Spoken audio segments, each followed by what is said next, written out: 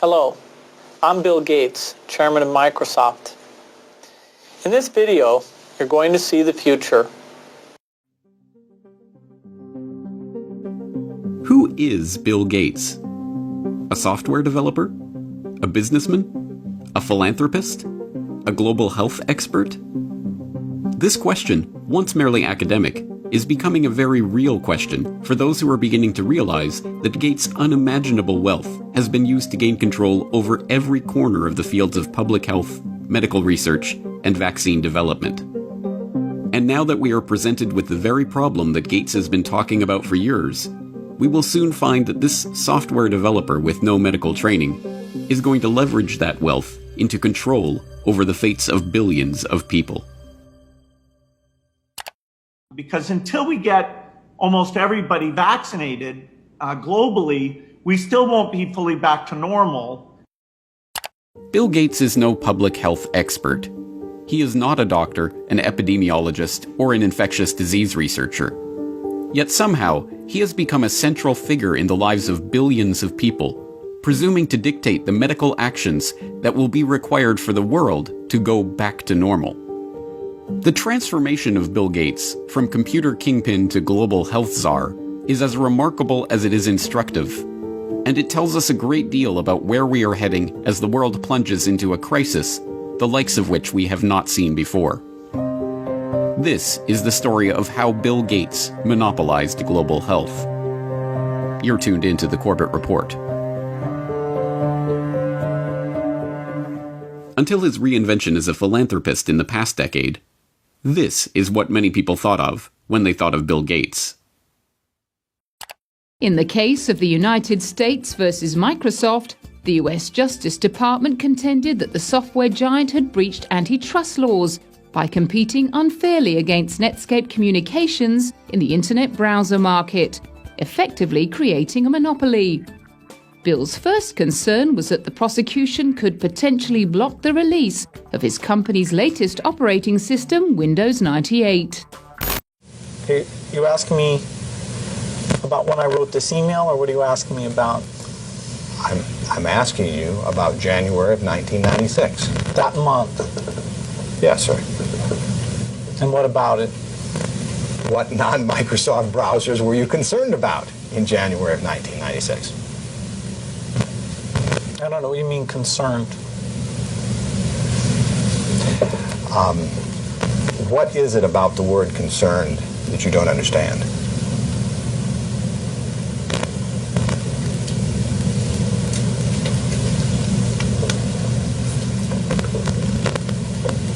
I'm not sure what you mean by it. We're going to be working together on Microsoft Office, on Internet Explorer, on Java, and I think that it's going to lead to a very healthy relationship. So it's a package announcement today. We're very, very happy about it. We're very, very excited about it.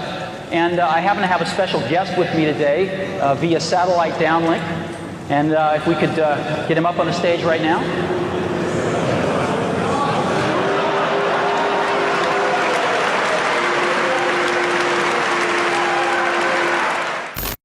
Police and security guards in Belgium were caught flat-footed today by a cowardly sneak attack on one of the world's wealthiest men. The target was Microsoft chairman Bill Gates, arriving for a meeting with community leaders. Watch what happens when a team of hitmen meet him first with a pie in the face.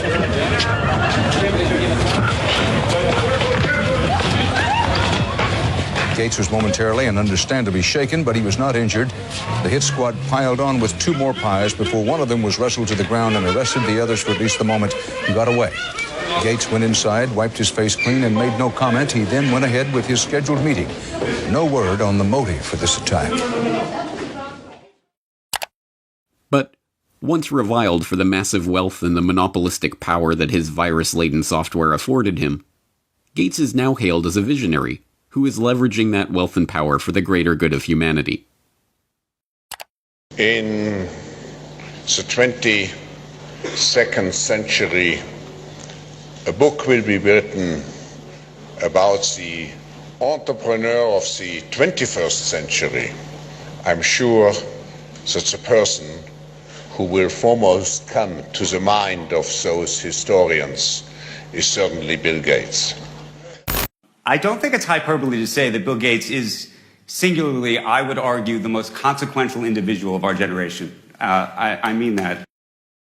Our next guest is one of the richest and most generous men in the world. Please welcome Bill Gates. At a time when everyone is looking to understand the scope of the pandemic and how to minimize the threat, one of the best informed voices is that of businessman and philanthropist Bill Gates. The process by which this reinvention of Gates's public image took place is not mysterious. It's the same process by which every billionaire has revived their public image since John D. Rockefeller hired Ivy Ledbetter Lee to transform him from the head of the Standard Oil Hydra into the kind old man handing out dimes to strangers. Don't you give a dime, Mr. Rockefeller? Please. Go ahead. You read a dime? Thank you, sir. Thank you very much. I consider myself... Thank you for the ride. I consider myself more than amply paid. Bless you, bless you, Yes. bless you. More to the point, John D. Rockefeller knew that to gain the adoration of the public, he had to appear to give them what they want: money. He devoted hundreds of millions of dollars of his vast oil monopoly fortune to establishing institutions that, he claimed, were for the public good. The General Education Board, the Rockefeller Institute of Medical Research, the Rockefeller Foundation. Similarly, Bill Gates has spent much of the past 2 decades transforming himself from software magnate into a benefactor of humanity through his own Bill and Melinda Gates Foundation. In fact, Gates has surpassed Rockefeller's legacy, with the Bill and Melinda Gates Foundation long having eclipsed the Rockefeller Foundation as the largest private foundation in the world, with $46.8 billion of assets on its books that it wields in its stated program areas of global health and development, global growth, and global policy advocacy. And, like Rockefeller, Gates's transformation has been helped along by a well-funded public relations campaign. Gone are the theatrical tricks of the PR pioneers. The ubiquitous ice cream cones of Gates' mentor Warren Buffett are the last remaining holdout of the old Rockefeller handing out dimes gimmick. No, Gates has guided his public image into that of a modern-day saint through an even simpler tactic: buying good publicity. The Bill and Melinda Gates Foundation spends tens of millions of dollars per year on media partnerships, sponsoring coverage of its program areas across the board. Gates funds The Guardian's global development website. Gates funds NPR's global health coverage.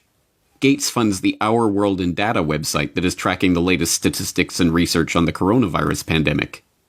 Gates funds BBC coverage of global health and development issues, both through its BBC Media Action Organization and the BBC itself. Gates funds World Health coverage on ABC News. When the NewsHour with Jim Lehrer was given a $3.5 million Gates Foundation grant to set up a special unit to report on global health issues, NewsHour communications chief Rob Flynn was asked about the potential conflict of interest that such a unit would have in reporting on issues that the Gates Foundation is itself involved in. In some regards, I guess you might say that there are not a heck of a lot of things you could touch in global health these days that would not have some kind of Gates tentacle, Flynn responded. Indeed, it would be almost impossible to find any area of global health that has been left untouched by the tentacles of the Bill and Melinda Gates Foundation. It was Gates who sponsored the meeting that led to the creation of Gavi, the Vaccine Alliance, a global public-private partnership bringing together state sponsors and big pharmaceutical companies whose specific goals include the creation of healthy markets for vaccines and other immunization products. As a founding partner of the alliance, the Gates Foundation provided $750 million in seed funding and has gone on to make over $4.1 billion in commitments to the group. Gates provided the seed money that created the Global Fund to Fight AIDS, Tuberculosis, and Malaria, a public-private partnership that acts as a finance vehicle for governmental AIDS, TB, and malaria programs. When a public-private partnership of governments, World Health bodies, and 13 leading pharmaceutical companies came together in 2012 to accelerate progress toward eliminating or controlling 10 neglected tropical diseases, there was the Gates Foundation, with $363 million of support. When the Global Financing Facility for Women, Children, and Adolescents was launched in 2015 to leverage billions of dollars in public and private financing for global health and development programs, There was the Bill and Melinda Gates Foundation as a founding partner with a $275 million contribution. When the Coalition for Epidemic Preparedness Innovations was launched at the World Economic Forum in Davos in 2017 to develop vaccines against emerging infectious diseases, there was the Gates Foundation with an initial injection of $100 million. The examples go on and on. The Bill and Melinda Gates Foundation's fingerprints can be seen on every major global health initiative of the past 2 decades. And beyond the flashy multi-billion-dollar global partnerships, the foundation is behind hundreds of smaller country and region-specific grants, $10 million to combat a locust infestation in East Africa, or $300 million to support agricultural research in Africa and Asia, that add up to billions of dollars in commitments. It comes as no surprise, then, that far beyond the $250 million that the Gates Foundation has pledged to the fight against coronavirus, every aspect of the current coronavirus pandemic involves organizations, groups, and individuals with direct ties to Gates funding. From the start, the World Health Organization has directed the global response to the current pandemic. From its initial monitoring of the outbreak in Wuhan and its declaration in January that there was no evidence of human-to-human transmission, to its live media briefings and its technical guidance on country-level planning and other matters, the WHO has been the body setting the guidelines and recommendations shaping the global response to this outbreak. But even the World Health Organization itself is largely reliant on funds from the Bill and Melinda Gates Foundation. The WHO's most recent donor report shows that the Bill and Melinda Gates Foundation is the organization's second largest donor behind the United States government. The Gates Foundation single-handedly contributes more to the World Health Body than Australia, Canada, France, Germany, Russia, and the UK combined. What's more, current World Health Organization Director General Tedros Adhanom Ghebreyesus is in fact, like Bill Gates himself, not a medical doctor at all, but the controversial ex-Minister of Health of Ethiopia, who was accused of covering up 3 cholera outbreaks in the country during his tenure. Before joining the WHO, he served as chair of the Gates-founded Global Fund to fight AIDS, tuberculosis, and malaria, and sat on the board of the Gates-founded Gavi, the Vaccine Alliance, and the Gates-funded Stop TB Partnership. The current round of lockdowns and restrictive stay-home orders in Western countries were enacted on the back of alarming models predicting millions of deaths in the United States and hundreds of thousands in the UK. Imperial College in London released a COVID-19 report, and that's where most of our U.S. leaders are getting the information they're basing their decision-making on. The report runs us through a few different ways this could turn out depending on what our responses are. If we don't do anything to control this virus, over 80% of people in the U.S. would be infected over the course of the epidemic, with 2.2 million deaths from COVID-19. That 2.2 million deaths also doesn't account for the potential negative effects of health systems being overwhelmed. From this evening, I must give the British people a very simple instruction. You must stay at home. Enough is enough. Go home and stay home. A statewide order for people to stay at home. The work of 2 research groups was crucial in shaping the decisions of the UK and US governments to implement wide-ranging lockdowns, and, in turn, governments around the world. The first group, the Imperial College COVID-19 Research Team, issued a report on March 16th that predicted up to 500,000 deaths in the UK and 2.2 million deaths in the US unless strict government measures were put in place. The second group, the Institute for Health Metrics and Evaluation in Bill Gates' home state of Washington, helped provide data that corroborated the White House's initial estimates of the virus effects, estimates that have been repeatedly downgraded as the situation has progressed. Unsurprisingly, the Gates Foundation has injected substantial sums of money into both groups. This year alone, the Gates Foundation has already given $79 million to Imperial College, and in 2017, the foundation announced a $279 million investment into the IHME to expand its work collecting health data and creating models. Anthony Fauci, meanwhile, has become the face of the US government's coronavirus response, echoing Bill Gates' assertion that the country will not get back to normal until a good vaccine can be found to ensure the public's safety. If you want to get to pre-corona virus, that might not ever happen in the sense of the fact that the threat is there, but I believe with the therapies that will be coming online and with the fact that I feel confident that over a period of time we will get a good vaccine, that we will never have to get back to where we are right back now. Beyond just their frequent collaborations and cooperation in the past, Fauci has direct ties to Gates' projects and funding. In 2010, he was appointed to the Leadership Council of the Gates-founded Decade of Vaccines project to implement a global vaccine action plan, a project to which Gates committed $10 billion of funding. And in October of last year, just as the current pandemic was beginning, the Gates Foundation announced a $100 million contribution to the National Institute of Health to help, among other programs, Fauci's National Institute of Allergy and Infectious Diseases research into HIV. Also in October of last year, the Bill and Melinda Gates Foundation partnered with the World Economic Forum and the Johns Hopkins Center for Health Security to stage Event 201, a tabletop exercise gauging the economic and societal impact of a globally spreading coronavirus pandemic. It began in healthy-looking pigs, months, perhaps years ago. A new coronavirus. The mission of the Pandemic Emergency Board is to provide recommendations to deal with the major global challenges arising in response to an unfolding pandemic. The board is comprised of highly experienced leaders from business, public health, and civil society. We're at the start of what's looking like it will be a severe pandemic. And there are problems emerging that can only be solved by global business and governments working together. Governments need to be willing to do things that are out of their historical perspective, or for the most part, it's really a war footing that we need to be on. Given the incredible reach that the tentacles of the Bill and Melinda Gates Foundation have into every corner of the global health markets, it should not be surprising that the foundation has been intimately involved with every stage of the current pandemic crisis either. In effect, Gates has merely used the wealth from his domination of the software market to leverage himself into a similar position in the world of global health. The whole process has been cloaked in the mantle of selfless philanthropy, but the foundation is not structured as a charitable endeavor. Instead, it maintains a dual structure. The Bill and Melinda Gates Foundation distributes money to grantees, but a separate entity, the Bill and Melinda Gates Foundation Trust, manages the endowment assets. These two entities often have overlapping interests, and, as has been noted many times in the past, grants given by the foundation often directly benefit the value of the trust's assets.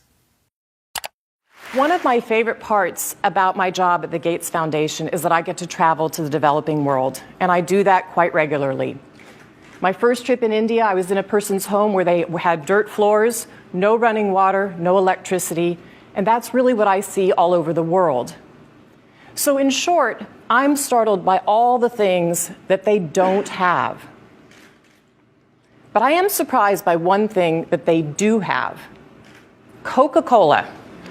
Coke is everywhere. In fact, when I travel in the developing world, Coke feels ubiquitous.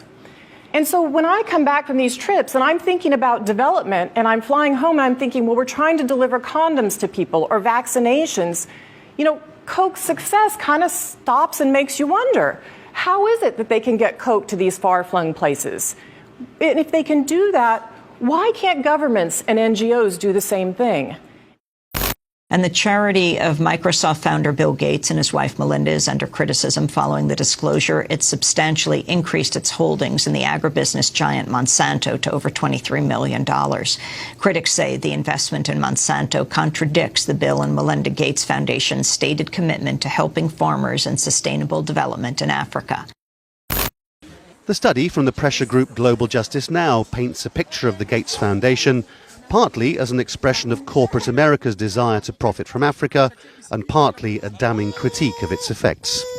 You could have a case where the initial research is done by a Gates-funded institution, the media reporting on how well that research is conducted is done, the media outlet is a Gates-funded outlet and maybe a Gates-funded journalist from a media programme, and then the programme is implemented more widely by a Gates-funded NGO. I mean, there are some very insular circles here. Among the many criticisms, the idea that private finance can solve the problems of the developing world.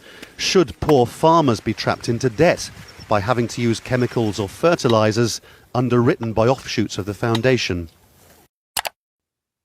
This is no mere theoretical conflict of interest. Gates is held up as a hero for donating $35.8 billion worth of his Microsoft stock to the foundation. But during the course of his decade of vaccines, Gates' net worth has actually doubled, from $54 billion to $103.1 billion. The Rockefeller story provides an instructive template for this vision of tycoon turned philanthropist. When Rockefeller faced a public backlash, he helped spearhead the creation of a system of private foundations that connected in with his business interests. Leveraging his unprecedented oil monopoly fortune into unprecedented control over wide swaths of public life, Rockefeller was able to kill two birds with one stone, molding society in his family's own interests, even as he became a beloved figure in the public imagination. Similarly, Bill Gates has leveraged his software empire into a global health, development, and education empire, steering the course of investment and research and ensuring healthy markets for vaccines and other immunization products. And, like Rockefeller, Gates has been transformed from the feared and reviled head of a formidable hydra into a kindly old man, generously giving his wealth back to the public. But not everyone has been taken in by this PR trick. Even The Lancet observed this worrying transformation from software monopolist to health monopolist back in 2009, when the extent of this Gates-led monopoly was becoming apparent to all. The first guiding principle of the Bill and Melinda Gates Foundation is that it is driven by the interests and passions of the Gates family. An annual letter from Bill Gates summarizes those passions, referring to newspaper articles, books, and chance events that have shaped the Foundation's strategy. For such a large and influential investor in global health, is such a whimsical governance principle good enough? This brings us back to the question: who is Bill Gates? What are his driving interests? What motivates his decisions? These are not academic questions. Gates's decisions have controlled the flows of billions of dollars, formed international partnerships pursuing wide-ranging agendas, ensured the creation of healthy markets for big pharma vaccine manufacturers. And now, as we are seeing, his decisions are shaping the entire global response to the coronavirus pandemic. Next week, we will further explore Gates's vaccination initiatives, the business interests behind them, and the larger agenda that is beginning to take shape as we enter the new normal of the COVID-19 crisis.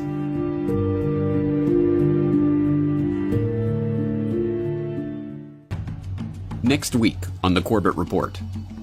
And then the final solution, which is a year to 2 years off, is the vaccine.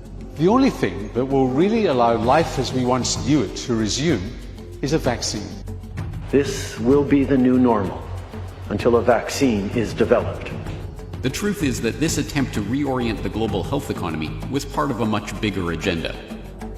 When we started developing coronavirus vaccines, we noticed in laboratory animals that they started to show some of the same immune pathology. Just to head off the conspiracy theorists, maybe we shouldn't call the vaccine the final solution. Maybe just the best solution. Okay? Bill Gates' plan to vaccinate the world.